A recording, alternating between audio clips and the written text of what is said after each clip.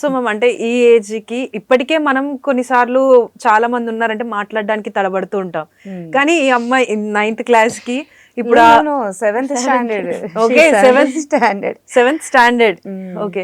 So 7th standard కి ఆ అమ్మాయి ఇప్పుడు ఆ డైలాగ్స్ లో ఉన్నటువంటి ఎమోషన్స్ అయినా కానీ లైక్ హ్యాపీ ఎమోషన్ అయినా సాడ్ ఎమోషన్ అయినా ఇవన్నీ ఎలా క్యారీ ఫార్వర్డ్ చేస్తుంది? ప్రాక్టీస్ అండి, ప్రాక్టీస్ అంతే.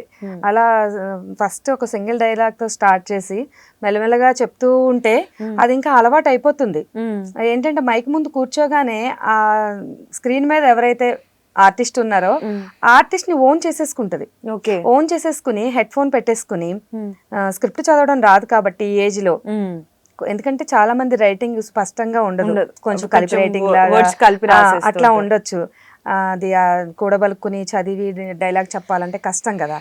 అందుకని హెడ్ ఫోన్ పెట్టుకుని హెడ్ ఫోన్ లో ప్రాంప్టర్ వాయిస్, స్క్రీన్ మీద ఆర్టిస్ట్ ఏమైతే చెప్పారో డైలాగ్, ఈ రెండింటిని బ్యాలెన్స్ చేసుకుని మాక్సిమం కరెక్షన్స్ రాకుండా తనే చెప్పేసుకుంటది. ఓకే సో అంటే స్క్రిప్ట్ లేకుండానే ప్రాంప్టింగ్ వాయిస్ తో తను వాయిస్ చెప్పేసుకుంటది. ఓకే సో నేను తన్ని సీరియల్స్ కి వాటికి కూడా స్కూల్ అయిన తర్వాత బయటికి తీసుకెళ్ళను, ఇంట్లోనే సపరేట్ సూట్ కట్టించేసుకున్నాను. ఇంట్లో తను నేను సెషన్ వేసి ఇచ్చేస్తే ప్రోటూల్స్ యాప్ లో తనే చెప్పేస్తుంది. ఓకే నేను వెళ్ళి మళ్ళీ మెయిల్ చేస్తాను అనమాట ఆ ట్రాక్ ని. ఓన్లీ మూవీస్ అంటేనే స్టూడియోకి తీసుకెళ్తాను.